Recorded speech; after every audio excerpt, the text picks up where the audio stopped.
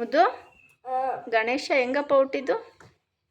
ಪಾರ್ವತಿ ದೇವಿ ಅವ್ರ ಮೈ ಮೇಲಿರೋ ಅರಿಶಿನೆಲ್ಲ ತೆಗೆದ್ಬಿಟ್ಟು ಒಂದ್ ಕಡೆ ಗುಡ್ಡೆ ಹಾಕ್ತಾರೆ. ಆ ಅರಿಶಿನದಲ್ಲಿ ಒಬ್ಬ ಮನುಷ್ಯನ ರೂಪ ಮಾಡ್ತಾರೆ.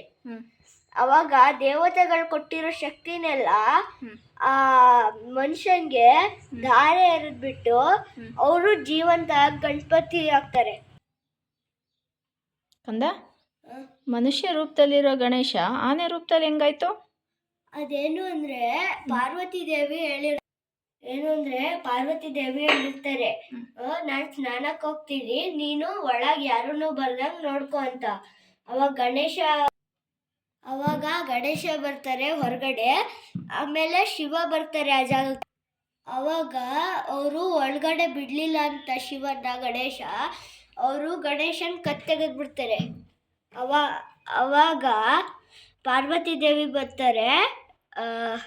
ಪಾರ್ವತಿ ದೇವಿ ಹೇಳ್ತಾರೆ, ನೀನು ನನ್ನ ಮಗನ ಕತ್ತನ್ನ ಜೋಡಿಸ್ಕೊಡಿ ಅಂತ ಕೇಳ್ತಾರೆ.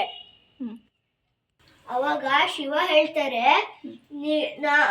ಅವ್ರ ಸೇವಕರಿಗೆ ಉತ್ತರ ದಿಕ್ಕಿಂದ ಯಾವ್ದಾರೋ ಮನುಷ್ಯನ ದೇಹ ತಗೊಬನ್ನಿ ಅಂತ.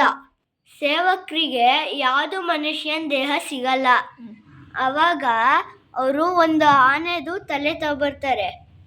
ಅವಾಗ ಇದು ಶಿವ ಅವ್ರ ತಲೆನ ಜೋಡಿಸ್ಬಿಡ್ತಾರೆ. ಆಮೇಲೆ ಸರಿ ಮಾಡ್ತಾರೆ ಗಣೇಶನ. ಆಮೇಲೆ ಎಲ್ಲ ದೇವತೆಗಳು ಬಂದು ಗಣೇಶನ್ಗೆ ಶಕ್ತಿ ಕೊಡ್ತಾರೆ. ಹಿಂಗೆ ಗಣೇಶ ಮನುಷ್ಯನಿಂದ ಆನೆ ರೂಪಕ್ಕೆ ರೂಪ ಬದಲಾಯಿಸ್ಕೊಂಡ್ರು.